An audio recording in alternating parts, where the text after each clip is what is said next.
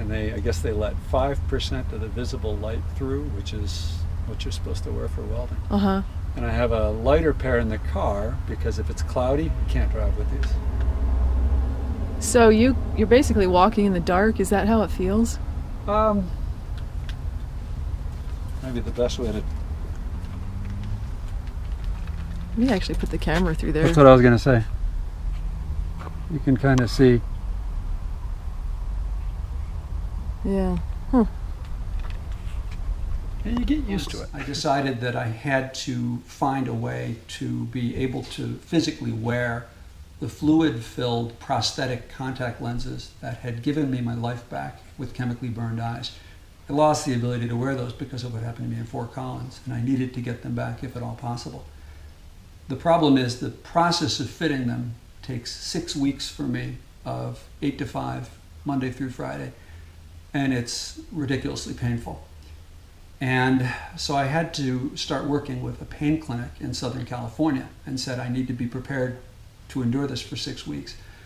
And they started me on a couple of different meds, and about 7 or 8 weeks later, I got really sick. They thought I either had liver or pancreatic cancer. They thought the prognosis was grim. It turned out it was a near fatal reaction. They think it was to the anticonvulsant that was prescribed for the corneal nerve pain in my eyes. But I had lost 25 pounds in the course of about 10 days, and I looked like death warmed over. I waited a couple months till I could get my strength back. I flew to the Mayo Clinic and I said, what's going on, what's wrong? And their chief of immunology said to me, if I were you, I would never take another prescription drug in my life unless my life depended on it. Well, it didn't give me a lot of room to move forward in life. But from the Mayo, I called Diana, and by that time she had bought a new house, and I said, can I come back and stay with you? I want to get my strength back and then try to figure out how to move on with my life. But within a couple months, I started getting really short of breath and having dizzy spells, and then I started having heart palpitations. And the cardiologist and the electrophysiologist here said, you have atrial fibrillation and atrial flutter, which at my age, which was 50 at the time, only about 1 in a million people have. It's pretty rare to have either. It's extremely rare to have both.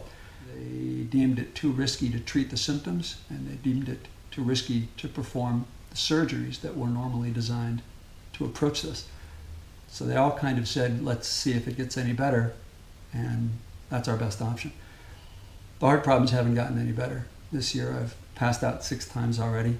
Knock wood, I haven't been hurt, but I've put holes in the wall. And on the one trip Diana and I took to the mountains a couple weekends ago, I couldn't catch my breath and my heart rate was 228, and so my life is getting narrower. I was referred to the Cleveland Clinic, which is the #1 heart center in the United States, and I had a long talk with their chief of cardiac medicine and electrophysiology, and he went through all of the normal options on the phone with me one by one, but then he said, we can't do that because of this, and we can't do that because of this, and how's your overall health? And I said, well, it's not good anymore. I keep having infections. And he said, find out what infections you're having and find a way to treat those, because I can't do anything with you if your health is unstable. I'm going out to Stanford because one of the world's most expert and renowned infectious disease guys has a clinic out there, and he's known to be really creative in trying to figure out what's really going on with people's health. That's where I am. Traffic. Uh-huh. On the other pair, I can see the dashboard. And then I have a pair that are clear, that if we go out at night and we're going to be outside, I wear the clear ones. Uh-huh.